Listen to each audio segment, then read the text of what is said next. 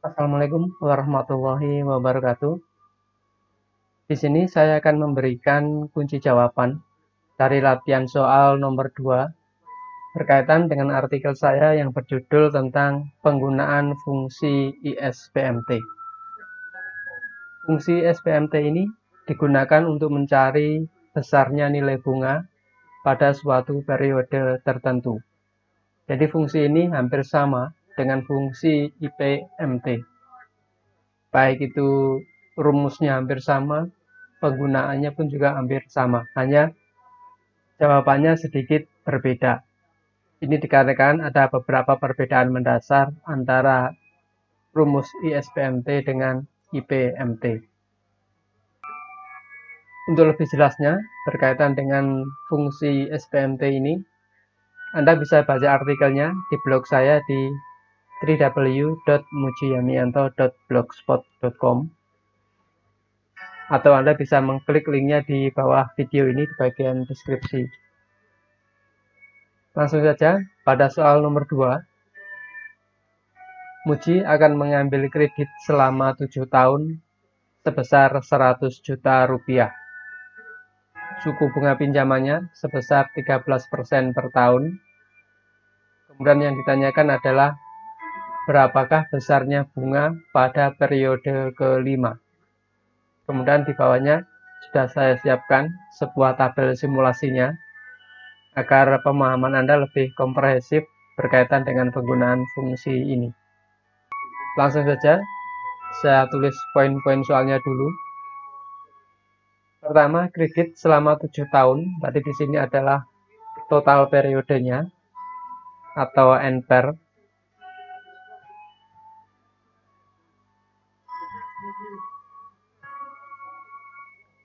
Kemudian yang kedua, nilai kredit atau nilai pinjamannya sebesar 100 juta rupiah.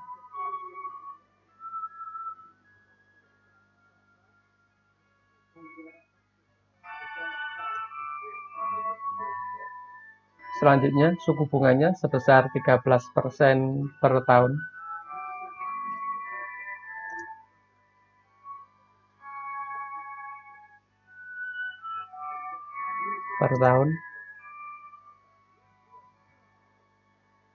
Kemudian yang ditanyakan adalah berapakah besarnya bunga periode kelima.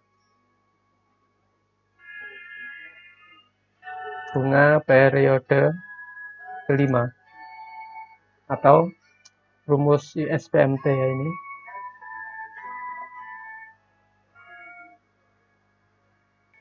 Langsung saja kita masukkan rumusnya sama dengan ISBMT kurung buka.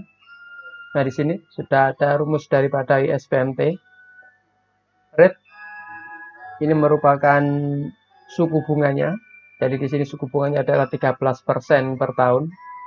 Kita klik di sel K9.2. Per ini adalah periode yang kita cari. Di sini periode yang kita cari adalah bunga pada periode kelima. Jadi kita masukkan nilainya 5.2. NPER ini merupakan total periode pinjaman sebesar 7 tahun. Kita klik di sel K7.2. PV ini merupakan present value atau nilai awal pinjaman sebesar 100 juta rupiah.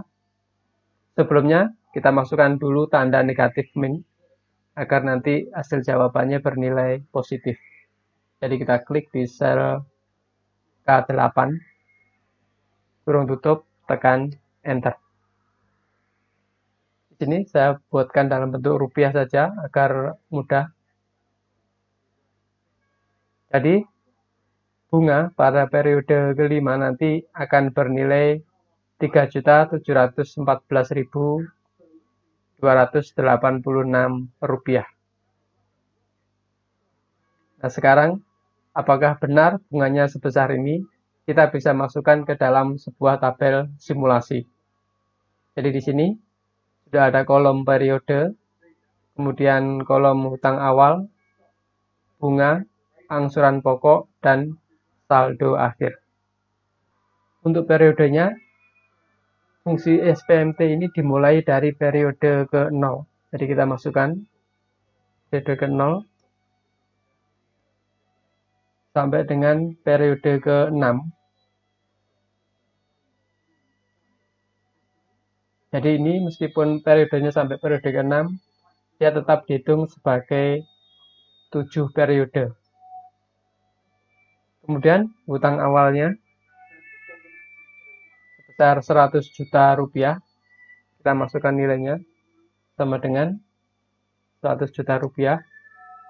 Bunga ini merupakan perkalian antara hutang awal dikalikan dengan suku bunganya. Jadi sama dengan hutang awalnya 100 juta rupiah, kita kalikan dengan suku bunganya sebesar 13%. Di sel K9, tekan F4 agar alamat selnya absolut, kemudian tekan Enter. Selanjutnya untuk angsuran pokok. Nah, karena di sini angsuran pokoknya tidak diketahui, Anda harus ingat salah satu ciri daripada fungsi SPMT, angsuran pokok tiap periode besarnya sama. Jadi apabila tidak diketahui, maka langsung saja kita bagi. Jadi misalnya di sini angsuran pokok sama dengan merupakan pembagian antara pinjaman sebesar 100 juta dibagi dengan total periodenya, yaitu selama 7 tahun. Kemudian tekan Enter. Maka besarnya angsuran pokok adalah 14.285.714 rupiah. Jadi di sini kita masukkan saja sama dengan kita klik di sel K13, tekan F4 agar alamat selnya absolut karena angsuran pokok tiap periodenya sama nilainya. Kemudian kita copy saja ke bawah.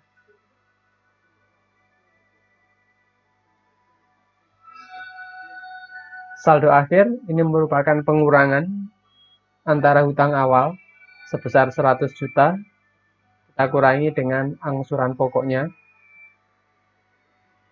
tekan Enter. Maka saldo akhir sebesar 85.714.286 rupiah. Sedangkan hutang awal pada periode pertama nilainya sama dengan saldo akhir pada periode ke-0. Kemudian tekan Enter. Selanjutnya kita tinggal copy saja ke bawah.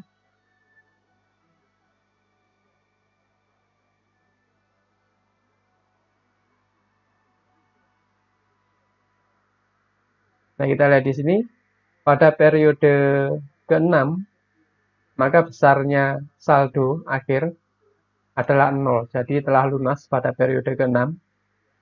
Kita lihat di sini pada periode ke-5 besarnya bunga, saya buat merah dulu, besarnya bunga 3.714.286 rupiah.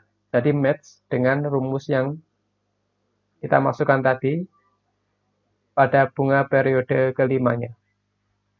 Selanjutnya kita tinggal jumlah saja untuk mengetahui total bunga dengan total angsuran pokoknya. Kita klik sum. Kita lihat di sini pada total angsuran pokoknya sebesar 100 juta rupiah. Match dengan total pinjamannya selama 100 juta rupiah. Kemudian bunganya sebesar 52 juta rupiah. Jadi total uang muji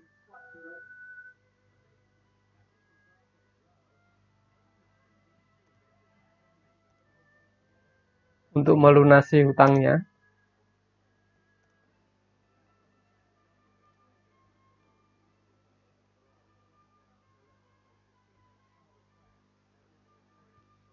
sebesar 100 juta ditambah dengan 52 juta rupiah.